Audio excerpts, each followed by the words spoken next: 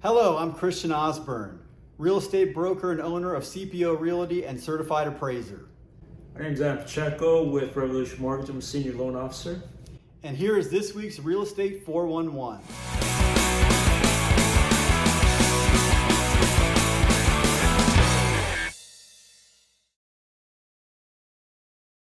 Today we're going to be discussing, is the real estate market going to crash? I constantly have buyers that are worried if they buy a house today that the market's going to crash and they're going to be stuck with a property that's upside down. Or I have clients that are hesitant to buy because I've had a guy tell me he wants to wait so he can buy a foreclosure. So today we're going to discuss, is the real estate market going to crash? And what I mean by that is like what we had back in 2006, 2007, where there was literally, we were buying properties at the courthouse, and in Prince William County alone, there was about an average of 1,000 a month that were going through there, and it really drove the prices down. So is that going to happen again? And so today I have a guest with us today. He is a senior loan officer, over 20 years experience. And we want to get your take. What do you think? Is the housing market going to crash? Are we going to see another 2007? No, the housing market is not going to crash. And we have 5 reasons why. And we're citing primarily in today's episode an article that I saw on bankrate.com. I thought it was very relevant and important because it cites empirical data that you can relate to, you can see for yourself, chew on, and figure this out, right? Buying and selling a home is a big moment in one's life, and you really got to think about what you're doing, have a plan before you move forward. And we're going to come at you with two different viewpoints. Christian's from the realtor's point of view, and me with the finance view. One of the ways we're going to do it is go into the 5 reasons. First reason is inventories are still really low. If you go on Zillow right now or whatever, whatever house search you prefer, you're going to see there's just not a lot of inventory right now. Right. And what we're seeing is, and what realtors use is, how many months supply of houses do we have? And right now we're looking at about 3.3 months of supply of housing. And how long does that house sit out there for sale? Now, to give you some reference point, this article was written in November. I know right now as we sit, we're in the 3rd week of January, but back in November, we looked at about 3.3 months supply of housing, which is really super low as far as inventory is concerned.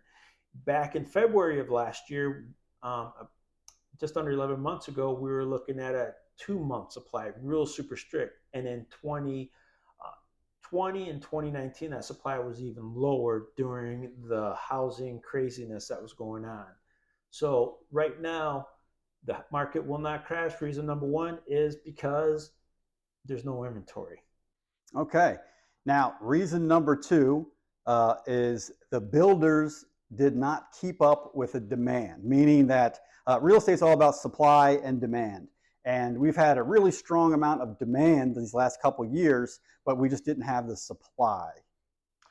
Right. So how we find this out is going down to the county. They pull permits so they can start building. They're just not pulling the permits that they were before.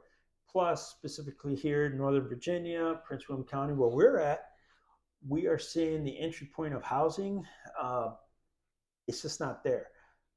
First-time home buyer housing starts are just not there. There's no margin in it for the builders. Supply chain is still messed up a little bit, so they're just not building at the rate that they were. So that's what's affecting the inventory as well. All right. Reason number 3: demographic trends are creating new buyers. And specifically, what I'm noticing is there's a new generation of buyers. I know I would say almost even 50% of my business this past year has been from millennial buyers. Yep, and just not millennial buyers. There's a whole new young buyer mindset of home ownership. Yeah. They're seeing the value of it. Plus, another market segment that's really fueling the buying frenzy is investors looking for that next revenue stream. Airbnb and those type of websites are creating a new want for Yeah.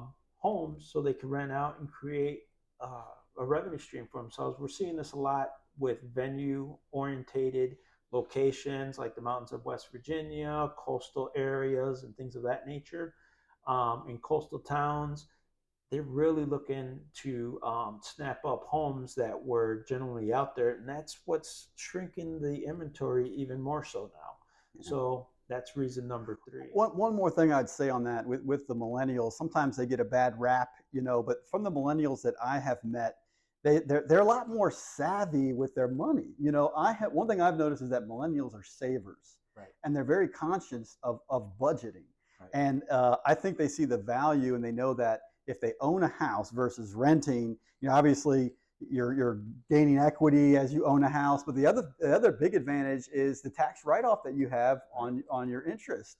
And I think they're financially savvy enough, that generation, they realize that renting is just, they're throwing their money away. And so a lot of them, I'm finding, they just want to own. That concludes this week's Real Estate 411. Please stay tuned for part 2 of next week's Is the Real Estate Market Going to Crash?